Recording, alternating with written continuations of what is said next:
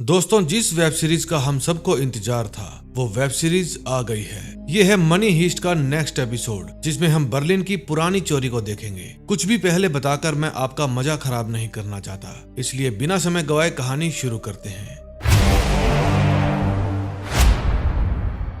इसको तो आप जानते ही हैं, ये है बर्लिन, और जो इसके साथ खूबसूरत औरत है वो इसकी तीसरी वाइफ है, जो अब इसका प्यार ठुकराकर इसको छोड़कर किसी और के साथ जा रही है। तभी इसको लेने इसके साथी आ जाते हैं। ये सब एक चोरी को अंजाम देने जा रहे हैं। ये बर्लिन के सुनहरे दिनों की कहानी है। उस वक्त ना तो ये बीमार था और ना ही चूहे की तरह छिपकर चोरियां करता था। ये है कैला। ये इलेक्ट्रिकल इंजीनियर है, लेकिन बहुत शर्मीली है। ये है रॉय। ताले तोड़ना और सलाखों के पीछे जाना इसकी खूबी है। ये बर्लिन को अपना गॉडफादर मानता है और बर्लिन इसको अपना पालतू कुत्ता समझता है। ये है डेमियन। ये पेशे से एक प्रोफेसर है। ये अपने खाली समय में चोरी की प्लानिंग करता है। ये जीनियस और मास्टरमाइंड है। ये है ब्रूस। ये ऑलराउंडर है। हर हालात में जीने की कला इसको खूब आती है। ये सभी मिस्टर एंटोनियो वाल्स के राजमहल में जाते हैं। बर्लिन उसे सर्च वारंट दिखाकर घर की चेकिंग कराने को कहता है। बर्लिन उसे डराता है कि अगर ये उसका सहयोग नहीं देगा तो कम से कम 9 साल के लिए अंदर जाएगा। फिर वो उसके लॉकर में जाकर एक 500 साल पुराना प्याला उठाता है और उसे बता देता है कि हम पुलिस वाले नहीं हैं। अगर जिंदा रहे तो ऐसे प्याले आते जाते रहेंगे। डिनर की टेबल पर एक आदमी कहता है, तुम सब मुझे पुलिस वाले नहीं लग रहे, प्लीज अपना बैच और आईडी नंबर दिखाइए। तभी वहाँ बर्लिन आ जाता है। वो उस ज्यादा बोल रहे आदमी को कहता है कि अपना फोन टेबल पर रख दो, और फिर बर्लिन उस फोन को तोड़ देता है। फिर बर्लिन उसको अपनी गन दिखाकर कहता है, ये है मेरा बैच। फिर वो आदमी लाइन पर आ जाता है।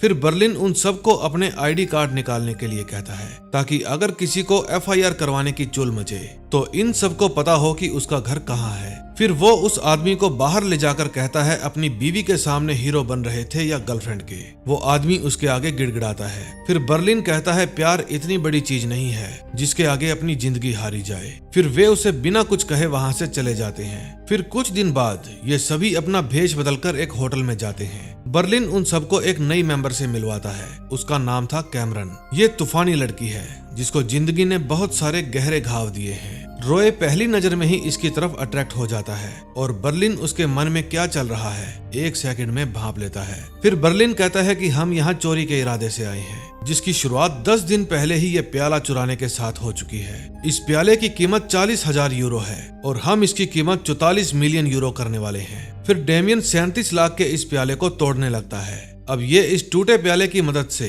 यूरोप के शाही परिवारों के गहने चुराने वाले थे, वो भी एक साथ, जो कि 34 अलग अलग शहरों में पड़े थे। फिर वे उस प्याले को अमोनियम क्लोराइड में डुबोते हैं ताकि उसकी चमक खराब हो जाए और वो पुराना दिखने लगे। फिर वे पेरिस की एक पुरानी चर्च में जाकर फादर से मिलते हैं। बर्लिन कहता है, मैं प्रोफेसर सेंटाना हूँ और पॉलिटेक्निक यूनिवर्सिटी ऑफ सालामेन से आया हूँ। पादरी ने इनको यहाँ बुलाने से पहले ऑनलाइन रिसर्च भी की थी, जहां उनको इनके बारे में 600 से भी ज्यादा आर्टिकल पढ़ने को मिले थे, और वो सब कैला की करामात थी। चर्च के अंदर पादरी ने 2 गुंडे भी पाल रखे थे। ये दोनों सुधरने के लिए चर्च आए थे और कुछ दिन बाद इनकी रिहाई होने वाली थी। फिर वे पादरी को कुछ डॉक्यूमेंट्स दिखाते हैं जिनके अनुसार इस चर्च से भी बहुत पहले यहाँ एक और चर्च होने का दावा किया गया था। फादर कहता है कि मेरी चर्च 1240 में बनी थी और इन डॉक्यूमेंट्स के अकॉर्डिंग यहाँ 5वीं शताब्दी में भी चर्च होने की बात कही गई है। लेकिन वे फादर को विश्वास दिला देते हैं कि आप जहाँ खड़े हैं वो पेरिस की सबसे पुरानी चर्च है और इसके नीचे बहुत सारा खजाना दबा है। फिर फादर उनको चर्च के तहखाने में ले जाता है। फिर वे मशीन से चेक करते हैं। वहाँ 16 फुट नीचे कुछ दबा होने का संकेत मिलता है। इन सब का प्लान यहाँ पर खुदाई करने का था,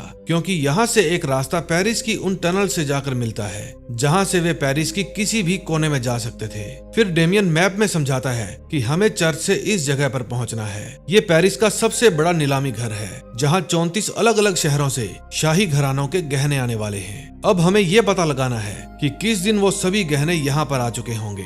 फिर बर्लिन उनको दिखाता है कि उनके होटल के बिल्कुल सामने उस ऑक्शन हाउस के डायरेक्टर का घर है। सिर्फ उसी इंसान को वक्त और तारीफ पता होगी। फिर बर्लिन कहता है कि हम उसके घर जाएंगे तो बढ़िया कपड़े पहन कर जाएंगे ताकि हम पर किसी को शक ना हो। रॉय की नजर अब भी कैमरन पर थी। फिर बर्लिन रॉय को समझाता है कि इश्क में खतरे के निशान होते हैं। हमें आपकी आंखों में कैमरन के लिए चमक दिख रही है। बस आप इतना जान लीजिए, वो लड़की मेंटल हॉस्पिटल में भी जा चुकी है। आपको उसके काम पर नजर रखनी है, ना कि उसके पाँव पर बने टैटू पर। रॉय समझ जाता है। फिर वे देखते हैं कि नीलामी घर का डायरेक्टर, जिसका नाम मार्क था, वो अपनी वाइफ के साथ घर से निकल जाता है। फिर ब्रूस उसका पीछा करता है ताकि उस पर नजर रख सके। फिर रॉय और कैमरन कपल बनाकर सामने वाली बिल्डिंग के बाहर जाते हैं और उसका दरवाजा खोल लेते हैं। फिर वहाँ कैला आती है और फिर वे सभी अंदर चले जाते हैं। फिर कैला और कैमरन लिफ्ट से ऊपर जाते हैं और रॉय सीढ़ियों से। फिर वे उनके अपार्टमेंट का दरवाजा खोलने की कोशिश करते हैं। तभी उनका नेबर बिल्डिंग के अंदर आता है और उसके ऊपर आने से पहले ही उनको सिक्योरिटी ऑफ करके दरवाजा खोलना था। फिर वे उसके ऊपर आने से पहले दरवाजा खोल लेते हैं और घर के अंदर घुस जाते हैं। फिर वे अपने गैजेट्स निकालते हैं जिनके अंदर छोटे छोटे कैमरे लगे थे। उस घर में एक छोटा सा डॉगी भी था जिसको बॉल से खेलना पसंद था। फिर वे सभी अलग अलग जगह पर कैमरे इंस्टॉल करने लगते हैं। वे उस घर की कोई भी जगह नहीं छोड़ते जहां कैमरे न लगे हों। वे साथ साथ उस डॉगी को भी खिला रहे थे। तभी उन्हें दरवाजे के लॉक खुलने की आवाज आती है और वे सभी छिप जाते हैं। वहां उनका पड़ोसी अपने कुत्तों को लेकर आया था ताकि मार्क के डॉग को भी अपने डॉग्स के साथ घुमाने ले जा सके, लेकिन मार्क का डॉगी रॉय और कैमरन के पास बैठा था। फिर रॉय बॉल को बाहर फेंक देता है और वो बॉल लेने के लिए जैसे ही बाहर जाता है, उनका नेबर उसको अपने साथ लेकर वहां से चला जाता है। फिर उसके जाने के बाद वे सभी भी वहां से निकल लेते हैं। रात को जब बर्लिन मार्क के घर की निगरानी कर रहा था, तब मार्क की वाइफ उठती है और म्यूजिक लगाकर नाचने लगती है। बर्लिन उसे बहुत ही ध्यान से देख रहा था। फिर वो ड्रेस पहनकर तैयार हो जाती है। फिर ये देखने के लिए वो इतनी रात को जाती कहाँ है। बर्लिन भी अपने होटल से बाहर आ जाता है। वो उसका पीछा करता है और उसके पीछे पीछे एक बार में चला जाता है। उस बार में मार्क की वाइफ कैमिल गिटार बजाती है और गाना भी गाती है। बर्लिन उसको गाना गाते हुए इस तरह देख रहा था जैसे उसको उससे पहली नजर में ही सच्चा प्यार हो गया हो। फिर वहां से निकलने के बाद वो सुबह तक उसका पीछा करता है। उसे महसूस होता है कि यह पंछी मार्क के पिंजरे में कैद है और वहां से आजाद होना चाहता है। फिर रात भर घूमकर वो वापस मार्क के साथ बेड पर जाकर सो जाती है। अपनी पत्नी के छोड़ जाने के बाद पहली बार आज बर्लिन को भी अच्छा लग रहा था। अगले सीन में हम देखते हैं ब्रूस और कैला चर्च के नीचे तहखाने में खड्डा खोदकर उस एंटी कप को दबा देते हैं। ब्रूस कैला के ऊपर लाइन मारता है, लेकिन कैला उसे कहती है कि मैं ऐसी वैसी लड़की नहीं हूँ, आइंदा इस बात को ध्यान में रखना। फिर थोड़ी देर बाद वहाँ बर्लिन आ जाता है। डैमियन पूछता है तुम रात भर कहाँ थे। वो बताता है कि रात को हम एक औरत से मिले। फिर वो रात वाली सारी बात डैमियन को बताता है। वो कैमिल से इतना इम्प्रेस हो गया था कि उसके बारे में सब कुछ जानना चाहता था और इस काम में उसे डैमियन की हेल्प चाहिए थी। फिर डैमियन कहता है कि हमने यहाँ तक आने के लिए कितने पापड़ बेले हैं। हम जिस आदमी को लूटने वाले हैं, तुम उसी की वाइफ को पटाना चाहते हो, एक साथ दो झटके। बर्लिन कहता है उसके लिए मैं पूरे प्लान को खतरे में डालने को तैयार हूँ और आपको भी। इतने में वहाँ फादर आ जाते हैं। फिर वे सब फादर के सामने नाटक करते हैं और जमीन के अंदर से वही कांसे का कप बाहर निकालते हैं। उसको देखकर फादर की आंखें खुली की खुली रह जाती है। बर्लिन कहता है हमें खुदाई के लिए 3 हफ्ते का समय चाहिए और फादर को ये बात मंजूर थी। फिर अगले दिन बर्लिन रॉय को लेकर उसी बार के बाहर कैमिल का इंतजार करता है। फिर बर्लिन रॉय को कहता है कि जब हम अंदर जाएं तो 2 मिनट बाद आप मेरे एक पुराने दोस्त बनकर अंदर आ जाना और इस तरह मिलना जैसे हम बहुत समय बाद मिल रहे हों। फिर जब कैमिल आ जाती है तो बर्लिन एक बुक लेकर वहां अंदर चला जाता है। वो कैमिल के साथ वाली चेयर पर जाकर बैठ जाता है। फिर वो कैमिल को कहता है कि मैंने कल रात आपको देखा था, आप इसी बार में गाना गा रहे थे। मैं आपसे बहुत इम्प्रेस हो गया। आपको देखकर मैं अंदाजा लगा रहा था कि आपकी प्लेलिस्ट में कौन कौन से सॉन्ग होंगे। फिर कैमिल कहती है तो बताइए, देखते हैं सही बताते हो या नहीं। बर्लिन कहता है हम आपको एक नहीं 2 गाने बताएंगे। एक तो है सिद्धू मूसेवाले का जे तू अड़िया करेंगी मैं लेजू खिंच के, और दूसरा है मित्रा दी छतरी तो उड़ गई। कैमिल कहती है क्या बात है, दोनों ही सही बताए हैं। इतने में रॉय ओवर एक्टिंग करता हुआ वहां आ जाता है और आते ही बर्लिन को 3-4 पारियां कर देता है। फिर बर्लिन कहता है तो ठीक है, हम अब यहाँ से चलते हैं, शायद फिर कभी आपका गाना सुनने का मौका मिले। फिर वहां से जाकर बर्लिन रॉय को कहता है कितनी ओवर एक्टिंग करते हो। फिर वे पास के ही एक टेबल पर बैठ जाते हैं। बर्लिन देखना चाहता था कि वो मुड़कर उसकी तरफ देखती है या नहीं, लेकिन वो बिना देखे सीधी बाहर चली जाती है और इस बात से बर्लिन का दिल टूट जाता है। वो कहता है ये क्या हो गया, कहीं हमने कोई गलती तो नहीं कर दी, कहीं उन्होंने हमें गे तो नहीं समझ लिया, आपको 3-4 बार किस करने की क्या जरूरत थी। फिर वो रॉय के ऊपर गर्मी खाने लगता है क्योंकि ये रिश्ता शुरू होने से पहले ही टूट गया था। दूसरी तरफ डैमियन, ब्रूस, कैला और कैमरन को चर्च के नीचे बनी बेसमेंट से सुरंग का रास्ता मिल जाता है। वहाँ बहुत से लोगों के कंकाल पड़े थे। ये वही टनल थी जिसके बारे में मैंने लुपिन वेब सीरीज में भी आपको बताया था। फिर वे मैप के अकॉर्डिंग टनल में आगे बढ़ते हैं। उन्हें नीलामी घर तक पहुँचने का सीधा रास्ता मिल जाता है। फिर वे सीधी लेजर के डायरेक्शन में खुदाई करते हैं। बर्लिन उस समय कैमिल की प्रोफाइल देख रहा था और रॉय सीसीटीवी के जरिए उसके घर पर नजर रखे हुए था। फिर रॉय बर्लिन को बताता है कि मियां बीवी में झगड़ा चल रहा है। कैमिल को ओपेरा जाना था, लेकिन उसका पति वहां जाना नहीं चाहता था क्योंकि आज उसका शेड्यूल बिजी था। फिर बर्लिन कहता है उसके साथ ओपेरा मैं जाऊंगा। वो रॉय को अपने जूते पॉलिश करने के लिए कहता है और देखता है कि मार्क घर से चला गया है और कुछ देर बाद कैमिल घर आ गई है। दूसरी तरफ चर्च में फादर डेमियन से मिलने जाते हैं। वे कहते हैं कि ये प्याला मैं अपने साथ ले जाना चाहता हूँ क्योंकि मैं स्पेन जा रहा था। सोचा कि ये प्याला आपकी यूनिवर्सिटी में जाकर डीन को दिखा दूं। डेमियन कहता है सिक्योरिटी की वजह से मैं इसको आपके साथ नहीं ले जाने दे सकता, लेकिन फादर वो प्याला जाकर डीन को दिखाना चाहते थे, इसलिए उनके तेवर बदल जाते हैं। वो कहते हैं कि ये मेरा चर्च है। फिर फादर का पाला हुआ मस्टुंडा डेमियन को कहता है इस प्याले को क्यों नहीं ले जाने दे सकते, इस प्याले पर उनका हक है। फादर कहते हैं अब मैं चलता हूँ, सुबह 8:30 बजे मेरी फ्लाइट है। फिर डेमियन ये बात बर्लिन को बताता है, लेकिन वो तो अपना टक्सीडो पहनकर कैमिल के साथ जाने के लिए तैयार हुआ पड़ा था। डेमियन कहता है डीन इस प्याले को देखकर पहचान जाएगा और यहाँ पर पुलिस आ जाएगी। अब बर्लिन फैसला नहीं ले पा रहा था कि क्या करे। एक तरफ उसके कई दिनों की मेहनत मिट्टी में मिलने जा रही थी और दूसरी तरफ वो कैमिल की लाइफ में एंटर होने वाला था। अब उसको दोनों में से एक चीज को चुनना था, पैसा या प्यार। फिर वो रॉय को कहता है कि जमीन आसमान एक कर दो, लेकिन वो प्याला हमें वापस चाहिए, चाहे एयरपोर्ट के बाथरूम में आपको उसकी जन्नत की टिकट क्यों ना कटवानी पड़े। फिर वो होटल से बाहर जाकर कैमिल को आवाज देता है। अब सेकंड एपिसोड में देखते हैं क्या होता है। सेकंड एपिसोड में हम देखते हैं बर्लिन कैमिल को आवाज देता है और कहता है कि क्या इत्तेफाक है, हम सामने वाले होटल में ही रुके हैं। कल सारा वक्त हम आपके बारे में ही सोच रहे थे। कैमिल कहती है मैं जल्दी में हूँ, मुझे जाना है। बर्लिन कहता है तो हम आपके साथ चल सकते हैं, रास्ते में थोड़ी गुफ्तगू भी हो जाएगी। थोड़ी देर बाद कैमरन एक बाइक लेकर वहाँ आती है। फिर वो रॉय के कमरे में जाती है। रॉय कहता है कि लाओ चाबी दो, बर्लिन ने मुझे एक काम दिया है, तुम यहाँ बैठकर सीसीटीवी देखो। वो कहती है कि मैं भी तुम्हारे साथ चलूंगी। फिर वे दोनों तैयार होकर फादर से प्याला वापस लेने जाते हैं। दूसरी तरफ कैमिल टैक्सी के अंदर ही अपने कपड़े चेंज करती है और फिर वे ओपेरा क्लब जाते हैं। वहाँ एक से एक छपरी भरे पड़े थे और बर्लिन अकेला ही था जो टक्सीडो पहनकर आया था। दूसरी तरफ रॉय और कैमरन फादर के पास पहुंच जाते हैं। जब वो टैक्सी को आवाज देते हैं तो वे फादर से उसका बैग छीन लेते हैं, लेकिन फादर की पकड़ बहुत ही मजबूत थी। उनके चिल्लाने की आवाज उनके मस्टुंडे सुन लेते हैं। उनमें से एक मस्टुंडा ट्रैश उठाकर उन दोनों पर दे मारता है और वे वहीं पर नीचे गिर जाते हैं। फिर वे बैग उठाकर पैदल ही भागने लगते हैं और वे मस्टुंडे उनकी ही बाइक पर उनका पीछा करने लगते हैं। आगे जाकर गली में उनको शादी की भीड़ मिलती है।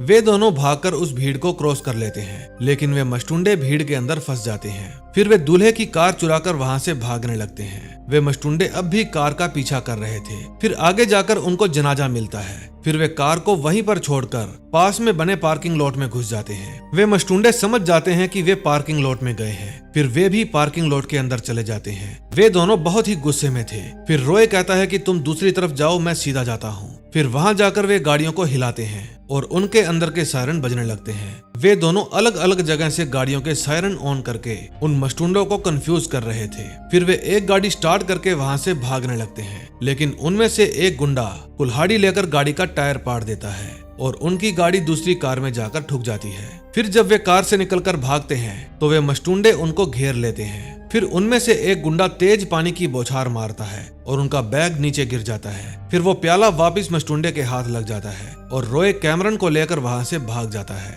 इनके साथ अब जो भी हुआ उसमें एक अच्छी बात थी और एक बुरी। अच्छी बात यह थी कि मस्टुंडों को पता नहीं चल पाया कि ये चोर कौन थे, और बुरा ये हुआ कि प्याला इनके हाथ से निकल गया था। दूसरी तरफ बर्लिन कैमिल के साथ ओपेरा में एंजॉय कर रहा था। बर्लिन उसके साथ अच्छा वक्त बिताता है और फिर वे वापस अपने होटल की तरफ जाने लगते हैं। फिर टैक्सी से नीचे उतरकर वे मोबाइल नंबर एक्सचेंज करते हैं। अब कैमिल की नजरों में भी बर्लिन बर्लिन के लिए प्यार नजर आ रहा था। जब सुबह होती है तो ब्रूस कैला के रूम में जाता है। वो उससे पूछता है कि कैमरन कहाँ है। कल रात वो मेरी बाइक ले गई थी, लेकिन कैला को उसके बारे में कुछ नहीं पता था। फिर वो कैला के ऊपर लाइन मारने लगता है, लेकिन कैला थोड़ी शर्मीली स्वभाव की थी। वो उसको जाने के लिए कहती है और कहती है कि अगर कैमरन आई तो मैं उसे कॉल करने के लिए कह दूंगी। दूसरी तरफ रॉय और कैमरन डैमियन को मिलने के लिए बुलाते हैं और कल जो हुआ उसे सब कुछ बताते हैं। डैमियन कहता है कि तुमने कल फोन क्यों नहीं किया। वे कहते हैं कि हमने बर्लिन को कई बार फोन किया, लेकिन उन्होंने फोन उठाया नहीं। फिर डैमियन कहता है कल तुमने फादर को 30 फुट तक अपनी बाइक के साथ घसीटा, एक शादी बर्बाद कर दी और 26 कारों को नुकसान पहुंचाया। कैमरन कहती है उन दोनों जानवरों के होते हुए प्याला चुराना आसान नहीं था। फिर डैमियन उनको वो प्याला दिखाता है और कहता है कि कल की घटना के बाद फादर डर गए और वे खुद ही हमें प्याला दे गए। उन्होंने कहा कि कुछ लोगों ने मेरे ऊपर हमला करने की कोशिश की, ये प्याला आपके पास ही सेफ है। अब अच्छी खबर ये है कि कल उनकी कमर टूट गई और वो 1 हफ्ते के लिए चर्च नहीं आ पाएंगे। हमें अपना काम करने के लिए 1 हफ्ता और मिल गया। फिर वो रॉय को बर्लिन के पास भेज देता है। जब बर्लिन सो रहा था तो उसके पास कैमिल का फोन आता है। वो उसे बालकोनी में बुलाती है। वो कहती है कि मैं पिछले 8 सालों से शादीशुदा हूँ, लेकिन कल जो एहसास आपके साथ हुआ वो पहले कभी नहीं हुआ। आप पेरिस में कब तक हैं? बर्लिन कहता है मैं सिर्फ 1 दिन हूँ। फिर वो अंदर चली जाती है। उस दिन बर्लिन खुश था क्योंकि उसकी गाड़ी पटरी पर आ रही थी। जब रॉय बर्लिन के पास आता है तो बर्लिन उसको एक जाम पिलाता है। वो कहता है कि नंबर देने के 3 घंटे बाद ही उसने मेरे पास फोन किया। इतने में उनका दरवाजा नॉक होता है और बाहर से कैमिल की आवाज आती है। अब बर्लिन और रॉय के तोते उड़ जाते हैं क्योंकि कमरे के अंदर उनका सेटअप लगा हुआ था, जिसमें वे कैमिल के घर पर नजर रखे हुए थे। इस सेटअप को 1 मिनट के अंदर समेटना बहुत ही मुश्किल था। फिर बर्लिन रूम से बाहर जाता है। वो कहता है कि आपका अंदर ना आना ही ठीक होगा क्योंकि आप शादीशुदा हैं। अगर आप अंदर आईं तो हम आपको सर्दियां खत्म होने से पहले बाहर नहीं निकलने देंगे। हमें बेईमान रिश्ता पसंद नहीं है। मेरा मतलब हम किसी के घर टूटने की वजह नहीं बनना चाहते। कैमिल कहती है मैं तुम्हारा फैसला समझ गई हूँ, मुझे तुम्हारी सच्चाई अच्छी लगी, इसमें तुम्हारा ज़मीर झलकता है। फिर वो अलविदा कहकर वहाँ से चली जाती है। फिर बर्लिन को महसूस होता है कि रूम के अंदर ना आने देने के चक्कर में बहुत गलत हो गया। फिर वो दोबारा रूम से बाहर जाता है और कैमिल को आवाज देता है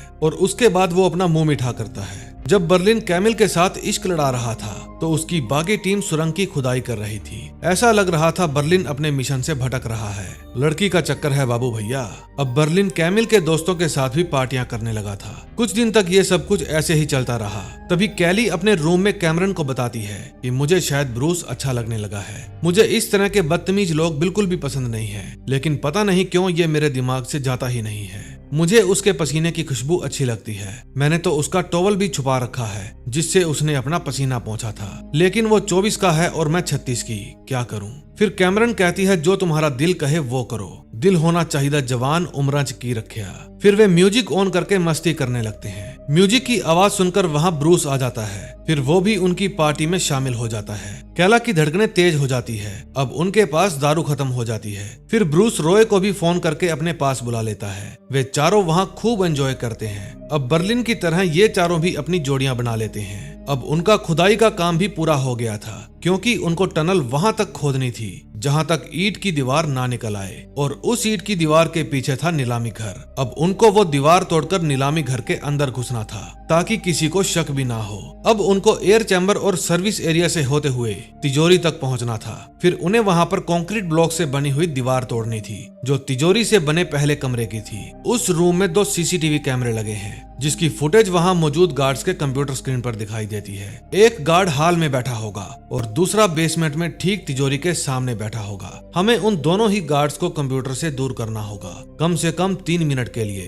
ताकि सीसीटीवी हैक कर सकें। वे गार्ड हर रोज 8 बजे डिनर में आमतौर पर पिज्जा ही मंगवाते हैं, लेकिन अब की बार जब वो फोन करेंगे तो फोन कैला उठाएगी। उसके बाद हम अपने धूल से भरे हुए कपड़े उतारकर बिल्कुल साफ सुथरे कपड़े पहन लेंगे ताकि तिजोरी में मिट्टी का एक भी कण या आपका एक भी बाल ना मिले, वरना पूरा प्लान चौपट हो जाएगा। ब्रूस उन गार्ड्स के लिए पिज्जा डिलीवरी लेकर जाएगा और उन गार्ड्स को ज्यादा से ज्यादा गुस्सा दिलवाने की कोशिश करेगा क्योंकि पिज्जा ठंडा होगा। ये वो सारी चीजें करेगा जिससे भूखे आदमी को गुस्सा आ जाए, क्योंकि जब डिलीवरी बॉय किसी से अकड़कर बात करता है तो इससे ईगो हर्ट हो जाती है। फिर वो अपने साथी को बुलाएगा जैसे ही उसका साथी अपनी जगह से हिलेगा, हमारा खेल शुरू हो जाएगा। हमारे पास अपना प्लान पूरा करने के लिए पूरे 3 मिनट होंगे। फिर हमारा रोबोट कंक्रीट के एक ब्लॉक को बाहर निकालेगा और फिर हम पहुंच जाएंगे एंटी चैम्बर के अंदर। ब्रूस उन गार्ड्स को उलझा कर रखेगा। फिर कैला सीसीटीवी हैक कर लेगी। ब्रूस बदतमीजी पे बदतमीजी करता रहेगा जब तक कि कोई गार्ड उस पर हाथ ना उठा दे। फिर ब्रूस नीचे गिरकर बेहोश होने का नाटक करेगा। वो पुलिस या एम्बुलेंस बिल्कुल नहीं बुलाएंगे क्योंकि वे ये नहीं बता सकते कि उन्होंने डिलीवरी बॉय को इसलिए पीट दिया कि खाना ठंडा था। उसको दौरे आ रहे हैं क्योंकि हमने उसके सिर पर वार कर दिया। वे अपनी पूरी कोशिश करेंगे ब्रूस को होश में लाने की। तब तक कैला अपना जादू दिखा देगी। फिर पूरे 3 मिनट बाद ब्रूस को होश आ जाएगा। तब तक उनके सीसीटीवी हैक हो चुके होंगे और उसके तुरंत बाद हमें वहां से निकलना होगा। फिर हमारा रोबोटिक बुलडोजर कंक्रीट के उस हिस्से को वापस उठाकर उसकी जगह पर रख देगा। अगर सब कुछ ठीक रहा तो उनके सीसीटीवी पूरी तरह से हमारे कंट्रोल में आ जाएंगे और उसके बाद हम शुरू करेंगे इस खेल का दूसरा पड़ाव, और वो ये है कि 10 इंच मोटी स्टील की दीवारों वाली तिजोरी को हम कैसे खोलेंगे और उसके बाद हम पकड़े भी ना जाएं। हमारी चोरी को देखकर दुनिया का सबसे बड़ा जादूगर भी कहेगा वाह। 3rd एपिसोड में हम देखते हैं जब बर्लिन अपना प्लान समझा रहा था तो ब्रूस बोर होकर खड़ा हो जाता है और बर्लिन के फ्रिज में झांकने लगता है। उसे शैंपेन पीना पसंद था, इसलिए बर्लिन उसे कहता है कि देरी किस बात की, बोतल खोलिए और पी जाइए।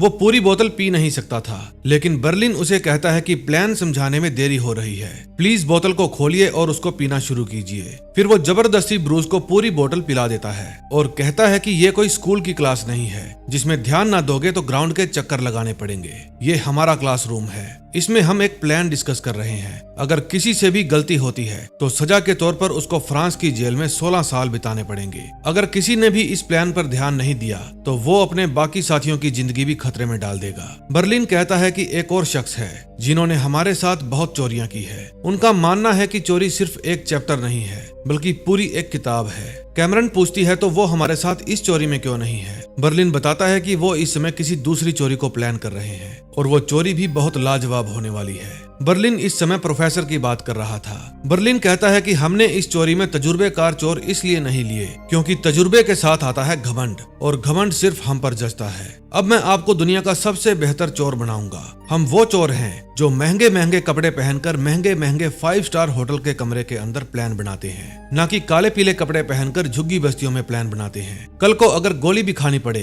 तो 5 खूबसूरत लाशें गिरेंगी आप लोगों की। फिर पूछने पर कैला बताती है कि मैं उनके खाली कमरे की सीसीटीवी रिकॉर्डिंग को लूप पर चला दूंगी। कैमरन और रॉय फिर से अपने कपड़े बदलकर अंदर जाएंगे। फिर हम तिजोरी के पीछे वाले चैम्बर को काटेंगे जिसने सभी दीवारों को आपस में जोड़कर रखा है। ये 7 टन की स्टील की दीवार होगी जिसको काटने में हम यूज करेंगे ऐसे धागे जो हीरे जैसी सफाई से काटता है। वो 130 फीट पर सेकंड की रफ्तार से चीजों को काट सकता है। ये हमारा दुनिया का सबसे बेहतरीन कटर होगा। फिर हम एक क्रेन के जरिए दीवार को ऊपर उठाएंगे जैसे गैराज का दरवाजा उठाया जाता है। फिर हम जाएंगे उस खूबसूरत तिजोरी के अंदर। जब वे तिजोरी के अंदर पहुंच जाते हैं तो ये बात जानकर बर्लिन बहुत खुश होता है। वो कहता है कि जैसे ही यहाँ पर आखिरी गहना रखा जाएगा हम सब फिर से लौटेंगे, तब तक हम पेरिस के मजे लूटेंगे। फिर बर्लिन कैमिल के साथ एक रेस्टोरेंट में जाता है। कैमिल उसे अपने साथ बाथरूम में चलने के लिए कहती है और जैसे ही वो जाने लगती है वो देखती है कि वहाँ उसका हस्बैंड भी मौजूद था। फिर वो डर जाती है और वापिस आकर बर्लिन को बताती है।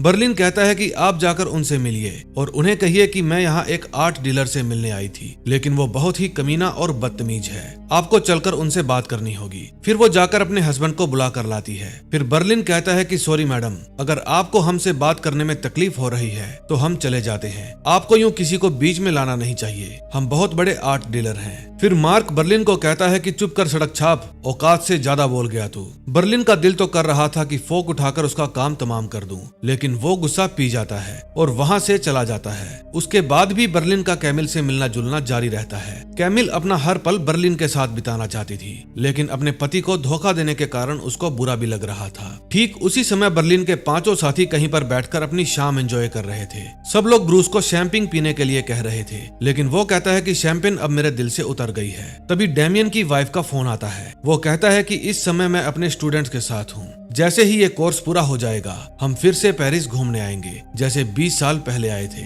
लेकिन उसकी वाइफ कहती है कि अब हमारा अलग हो जाना ही बेहतर है, क्योंकि तुम्हारे इंटरनेशनल कोर्सेज और तुम्हारी क्लासेस खत्म ही नहीं होती। अब डेमियन की वाइफ अपनी बाकी की जिंदगी उसके साथ नहीं बिताना चाहती थी और ये बात सुनकर डेमियन टूट जाता है। उसकी वाइफ उसे अब से फोन ना करने के लिए कहती है। फिर जब वो वापस टेबल पर जाता है तो सब लोग उसे बार में चलने के लिए कहते हैं, लेकिन डेमियन मना कर देता है। कैमरन समझ जाती है कि जरूर कोई बात हुई है, इसलिए वो भी डेमियन के साथ यहीं पर रुकने का फैसला करती है। फिर बार में जाते समय ब्रूस कहता है, मैंने जिससे बाइक ली थी वो दिन भर मुझे कॉल करते हैं, कम से कम ये तो बता दो कि मेरी बाइक कहाँ है। उन्होंने मुझे धमकी दी है कि अगर मैंने बाइक वापस नहीं की तो वो मेरा पासपोर्ट पुलिस को दे देंगे। मेरा पासपोर्ट चाहे नकली था लेकिन उस पर लगी फोटो असली है। कैला कहती है कि फेस रिकॉग्निशन के जरिए वो पता लगा लेंगे कि ये कौन है। फिर रॉय बताता है कि वो बाइक पादरी के गुंडों के पास है। तभी रात को कैमरन डेमियन से पूछती है, क्या आपका अपनी वाइफ के साथ झगड़ा हुआ है? वो कहता है कि उसने मुझे छोड़ दिया। फिर कैमरन कहती है, हो सकता है उनको नया प्यार मिल गया हो, इसलिए शायद उन्होंने आपको छोड़ दिया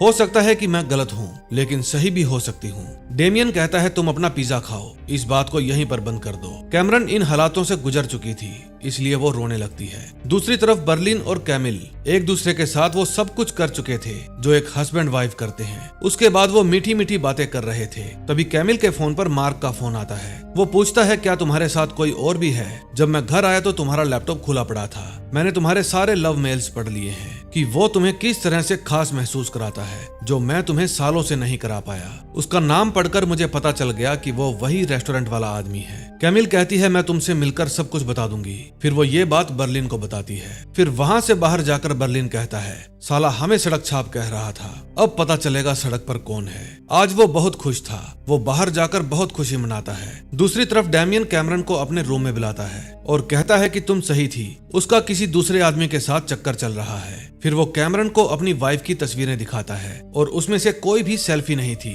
हर तस्वीर में कोई ना कोई उसके साथ था जिसने वो तस्वीरें खींची थी। डेमियन जीनियस तो था ही, इसलिए वो हर चीज पर बारीकी से गौर करता है और बताता है कि एक जैकल 70 नाम का यूजर है जिसने मेरी वाइफ की हर पोस्ट को लाइक किया है और हर पोस्ट पे कमेंट भी करता है। फिर जब उसने कॉल डिटेल्स निकलवाई तो पिछले 10 महीनों से हर रोज उसकी वाइफ एक नंबर पर घंटों बातें करती है और वो भी जब डेमियन घर पर नहीं होता। फिर कैमरन डेमियन को कहती है, होश में आइए, सारे गहने आ चुके हैं, कल उन पर लेबल्स लगाए जाएंगे और परसों प्रेस कॉन्फ्रेंस होगी। इसका मतलब हमें चोरी आज ही करनी होगी। फिर रॉय बर्लिन के पास फोन करके उसे सारी बात बताता है। बर्लिन कहता है कि हमें अभी फोन रखना होगा, आप बंदोबस्त कीजिए, हम पहुंच जाएंगे। फिर जब वो वापस कैमिल के पास जाता है तो कैमिल उसे बताती है कि मैंने मार्क को सब कुछ बता दिया है। बर्लिन पूछता है, फिर उन्होंने क्या कहा? कैमिल बताती है कि मार्क ने कहा है, मैं तुम दोनों को मिलने जुलने से नहीं रोकूंगा, वो तुमसे मिलना चाहते हैं। तभी उसके फोन पर डेमियन का फोन आता है, लेकिन वो फोन कट कर देता है। फिर कैमिल कहती है कि मुझे माफ करना, अगर मेरी तरफ से तकलीफ पहुंची हो तो मैं मार्क को छोड़कर नहीं जा सकती।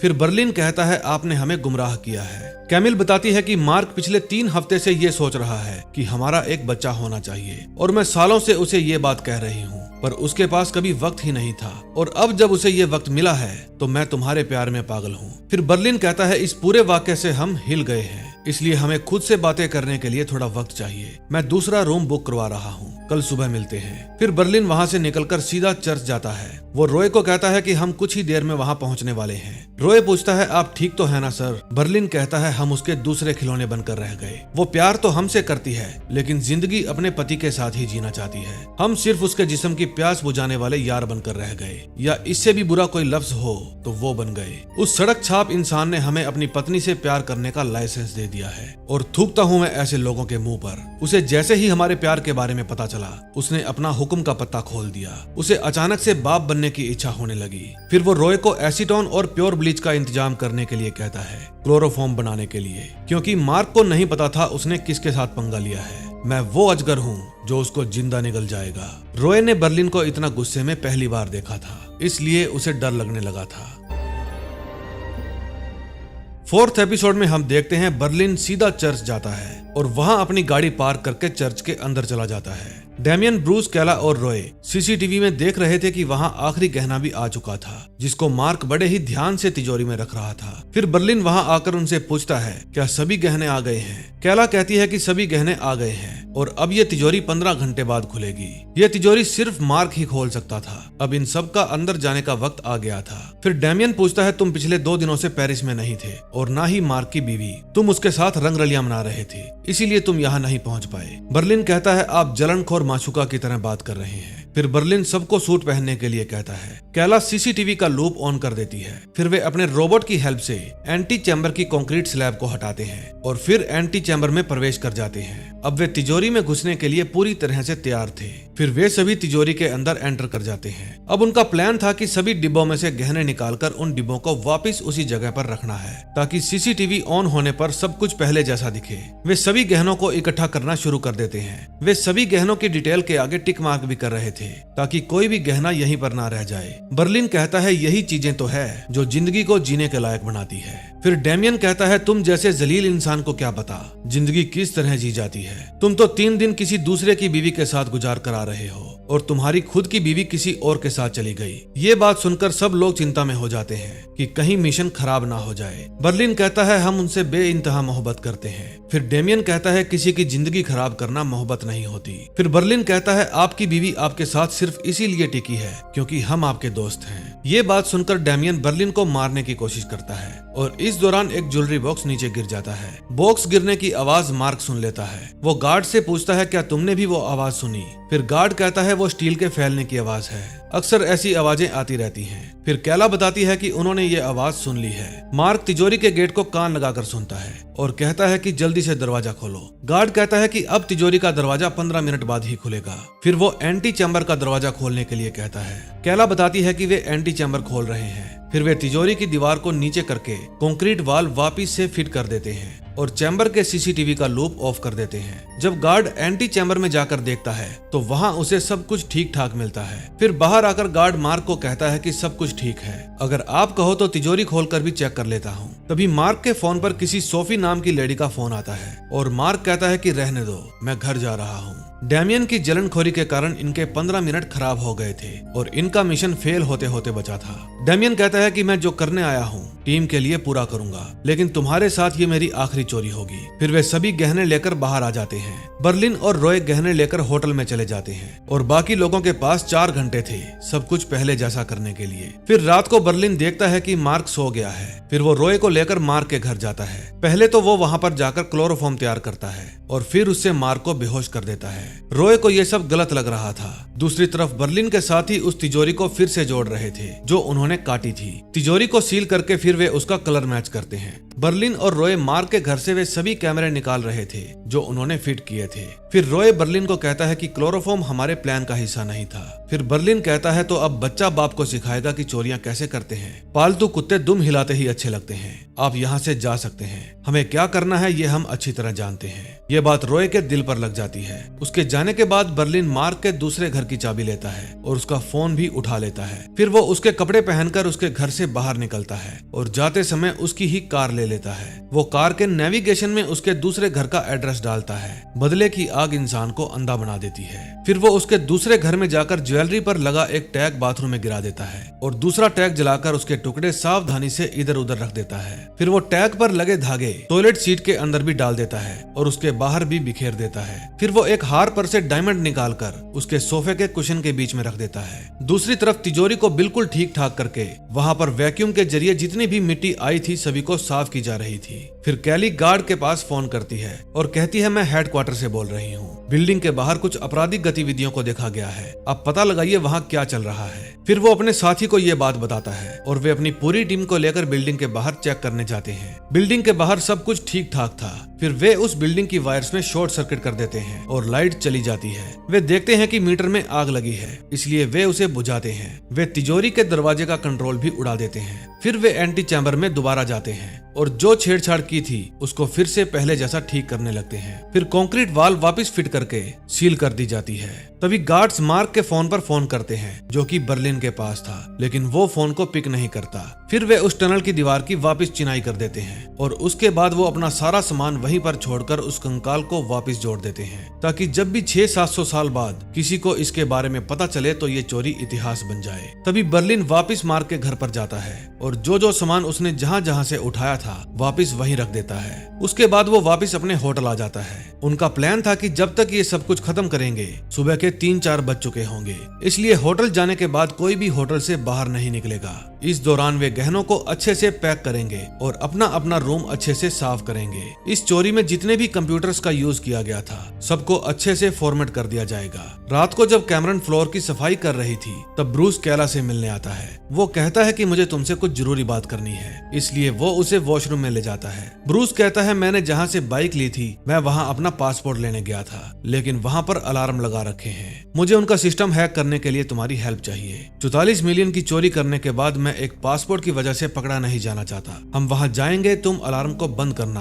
फिर हम कंप्यूटर हैक करके मेरा पासपोर्ट डिलीट कर देंगे और फिर हम वापस आ जाएंगे। वे दोनों ये बात किसी को बताना नहीं चाहते थे क्योंकि बर्लिन ने होटल से बाहर जाने के लिए मना किया था। फिर वो कैमरन को ये कहकर रूम से बाहर आ जाते हैं कि हम दूसरे रूम में जा रहे हैं और फिर ब्रूस अपने रूम में जाकर रॉय को कहता है मुझे केला से कुछ बात करनी है, क्या तुम दूसरे रूम में जा सकते हो। रॉय वहाँ से चला जाता है। उस दौरान डैमियन अपने रूम में सभी ज्वेलरी की पैकिंग कर रहा था और साथ ही अपनी वाइफ को याद करके रो रहा था। वो ज्वेलरी को टीन के डब्बों में बंद करके सील कर रहा था। फिर रॉय उसके पास आता है ताकि उसकी हेल्प करा सके, लेकिन वो रॉय को अंदर ही नहीं आने देता। उसने उस समय सैड सॉन्ग लगा रखे थे। फिर वो अपनी वाइफ को याद करके फूट फूट कर रोने लगता है। कैमरन भी उस समय खुद को अकेला महसूस कर रही थी, इसलिए वो अपने एक्स बॉयफ्रेंड जिमी को कॉल करती है, लेकिन फोन स्विच ऑफ था, इसलिए कॉल वॉइसमेल में चली जाती है। तभी वहाँ रॉय आ जाता है। वो कहता है कि मेरे पास यहाँ आने के अलावा कोई चारा नहीं था। फिर कैमरन उसके पास जाकर बैठ जाती है और उससे बातें करने लगती है। वो पूछती है तुम हमेशा एक हाथ में दस्ताना क्यों पहन कर रखते हो,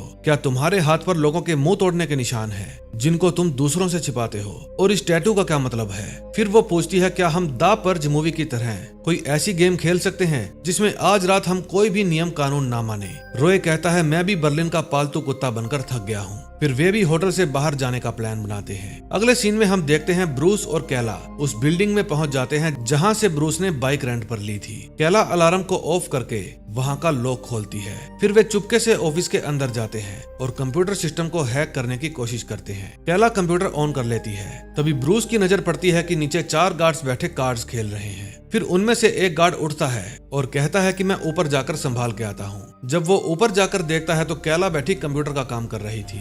गार्ड पूछता है तुम कौन हो। कैला कहती है मैं एमिली हूँ, अभी कुछ देर पहले ही आई हूँ। फिर वो पूछता है मिशेल कहाँ है। उसकी नजर टेबल पर पड़ी मिशेल की तस्वीर पर जाती है और वो कहती है कि जिम में उसके पाँव में मोच आ गई है, इसलिए उसकी जगह पर मुझे आना पड़ा। फिर गार्ड कहता है ये तो होना ही था, वो हैवी वेट जो उठाती है। उस समय ब्रूस टेबल के नीचे छुपा था। फिर वो गार्ड से कॉफी मांगती है क्योंकि आज उसका पहला दिन था और उसे टेंशन हो रही थी। गार्ड कहता है नो प्रॉब्लम, मैं अभी कॉफी बना देता हूँ। तभी बाकी के गार्ड्स भी वहाँ आ जाते हैं। पहले वाला गार्ड बाकी के गार्ड्स की एमिली के साथ इंट्रो करवाता है। उनमें से एक गार्ड पूछता है आप बड़ी जल्दी आ गई। वो कहती है कि मिशेल ने मुझे जल्दी आने के लिए कहा था। फिर कंप्यूटर में कुछ एरर आ जाता है और कैला नर्वस हो जाती है। गार्ड उसके चेहरे को देखकर पहचान जाता है कि जरूर कुछ गड़बड़ है। फिर जब वो उसे कॉफी देने के लिए आता है तो पूछता है कुछ प्रॉब्लम है क्या। कैला कहती है ये हैंग हो गया है। फिर वो कहता है कि मैं इसको बंद करके दोबारा ऑन कर देता हूँ। फिर वो जैसे ही उसकी तार निकालने के लिए नीचे बैठता है उसको ब्रूस दिख जाता है। भाई साहब अब होने वाले हैं पंगे, क्योंकि बर्लिन ने उन सबको होटल में रुकने के लिए कहा था, लेकिन इन दोनों प्रेमी जोड़ों ने उसकी बात नहीं मानी। ये दोनों किस मुसीबत में फंसे थे ये तो आपने देख ही लिया, और वे दोनों कुछ और ही भसड़ मचा रहे थे। तो देखते हैं नेक्स्ट एपिसोड में क्या होता है। दोस्तों अगर आपने हमारा चैनल अब तक सब्सक्राइब नहीं कर रखा तो प्लीज कर लीजिए। मैं लास्ट के 4 एपिसोड 2 या 3 जनवरी को अपलोड कर दूंगा, इसलिए बेल आइकन दबाना मत भूलना। तो मिलते हैं नेक्स्ट एपिसोड में। Till then bye bye.